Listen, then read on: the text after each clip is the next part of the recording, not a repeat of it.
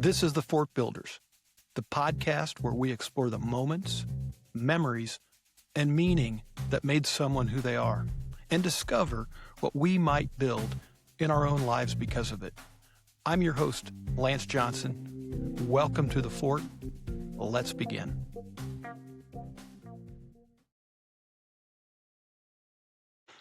Welcome to The Fort Builders. If you're listening right now, wherever you are, I wanted to begin with something simple. So I don't take your time lightly. There are a lot of things you could be doing right now, a lot of voices you could be listening to. So the fact that you've chosen to spend a few minutes here means something to me. Before I tell you what this podcast is about, I want to go back in time, take you back with me, back to when I was about 5 years old. My dad had built a house in a brand new subdivision. Not just bought one, but built one. And I got to watch it happen. I remember the dirt being moved, the lots being graded, elevations shaped. I remember watching curb and gutter get poured, streets laid in. I watched the neighborhood appear where there had just been open land. And at 5 years old, I was witnessing land transform. I didn't have words for it at the time, but I remember the fascination. There was something powerful about seeing structure rise out of nothing. And then I'd go home to our backyard. My dad had built us a sandbox that took up almost the entire yard. Not a small little square or wooden frame or plastic frame sandbox that kind of sits in the corner. No, this was the whole yard. And in it, he set a full concrete reinforced pipe, the kind used in real infrastructure, storm sewers. Heavy, industrial, permanent. That thing didn't move. To an adult, it was just a pipe. To three boys, me and my two younger brothers, it was everything. It was a tunnel, a bunker, a base, a castle wall. We'd crawl through it. We'd sit inside it. We'd jump off it. We'd build around it. We had Tonka trucks, and that sandbox wasn't just sand. It was terrain. It was like a canvas. Without realizing it, we were playing inside infrastructure. I was watching a neighborhood get built during the day, and then going home and building my own world in the backyard. Eventually, we moved outside of town to 5 acres of wide open land. No trees, just space. And that's where the forts really began. There was a drainage swale on the property, a dip in the land designed to carry water, which ironically, looking back, I don't remember seeing too much water in it because where I grew up, it was pretty dry. But we gave it a name anyway. We called it the draw. It gave the land shape. It gave it character. And we built our forts near it, around it, above it, sometimes using the slope as part of the design. We'd go around to different job sites and collect scrap wood from the home construction sites, the trash piles, boards someone else had rejected, a builder didn't want. They're warped or crooked, imperfect, not usable for them. To someone else, they were leftovers, but to us, they were possibility. As the oldest of three brothers, I often had the ideas. And I had two built-in playmates, and those guys would really let me come up with stuff and indulge me, and we had a lot of fun. And a lot of times we'd go outside and say, what if we build over by the draw? Or what if we make this one taller? What if this time, you think we could do a second story? What if we move the entrance or put a window there? I don't know exactly what my brothers carry from those days, but I know what I carry.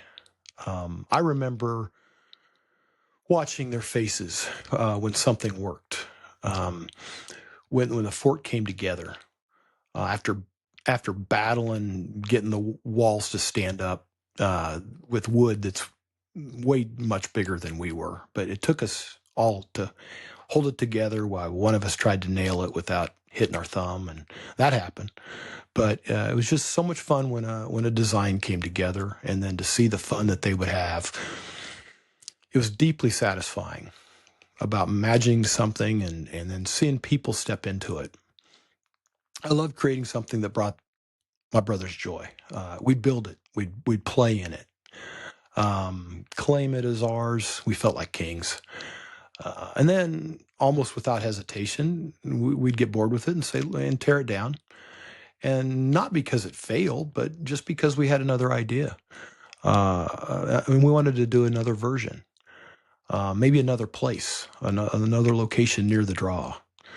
And looking back now, I see how much was happening in those years. I was watching land get developed, playing inside infrastructure, building structures over something we called the draw. Without realizing it, I was learning to see land and life as something that could be shaped. And that thread followed me into construction, into engineering school, into my first engineering firm. And then not long after I joined that firm, I put together my first real estate development. It was 33 lots, uh, spec homes, real risk, real responsibility. But it worked. That led to more opportunity. I joined a small upstart engineering firm, eventually became a partner and owner, and we grew. Had a lot of fun doing it. We provided surveying, planning, and design services for developers and cities. We helped build infrastructure. We developed subdivisions. And from the outside, it looked like progress, momentum, expansion. And in many ways, it was. And then came 2008. The Great Recession didn't arrive in one dramatic moment, it crept in. Projects stalled, financing disappeared, conversations changed, momentum slowed, and eventually stopped. And I lost my business. At the same time, I was serving on the Lawrence City Commission. Had public responsibility, but private unraveling. And one of the hardest parts of that season was letting most of my employees go. It wasn't tough because, financially it was complicated, but it was tough because it was human. Those weren't numbers. They were people.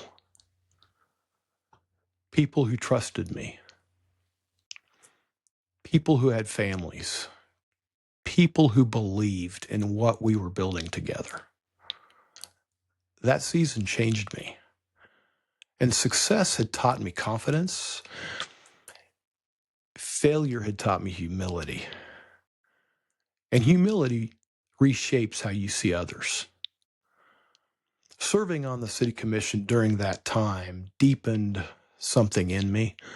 I began to see people less as positions or opinions and more as stories.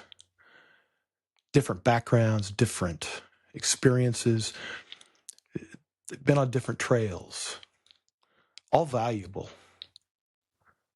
Somewhere in that season, I started hiking more. And there's something about being on a trail that simplifies things. When you hike, you don't get the whole map at once. You see what's in front of you. Sometimes it's steep, sometimes it's flat, sometimes it doubles back in ways you didn't expect. I've hiked a couple times with a good friend of mine. He'll know this. We got lost a few times that added some time and distance to our hike. And if you've hiked enough miles, you know something important. The view from the top only exists because of the climb. And the climb only makes sense because of the valley you started in. You don't skip terrain, you move through it. Life started to feel more like that to me, not a straight road. More like a trail. Uneven, layered, sometimes quiet, sometimes hard. And everyone you meet is somewhere on theirs. Different elevation, different weather, different pace. That realization softened me. It made me more curious. It made me more patient. And it made me ask a different question when I met someone. Not what do you do, but how did you get here? And eventually, even deeper, who were you when you were 5? Before expectations, before pressure, before performance. What did you imagine? I mean, what did you love? What did you believe was possible? That preschool or kindergarten version of us, full of creativity, exploration, hope, does not disappear. It just gets layered over. That's what the Fort Builders is about. Not resumes, not highlight reels, stories. How we become who we are, the early influences, the sparks, the setbacks, the valleys, the climbs. Because every person you meet is still building something. Sometimes it's visible, sometimes it's internal, but it matters. And so does the time we take to understand it. Before we close, I want to say something that's become more meaningful to me over the years. Time is the most valuable thing we have. We can't manufacture it. We can't store it. We can't earn more of it once it's gone. We can only choose how we spend it and who we spend it with. When someone agrees to sit down and share their story, they're giving time. When you press play and listen, you are giving time. And that means something. It means you're willing to slow down, to reflect, to consider that becoming who we are isn't accidental. It's shaped, layered, built over years of moments most people never see. This space exists for that. A place to remember where we started. A place to recognize that no two trails are the same. A place to honor the fact that we're all still building. So wherever you are right now, on the climb, in the valley, or somewhere in between, I am grateful you are here. Thank you for joining us in the fort. And truly, thank you for your time.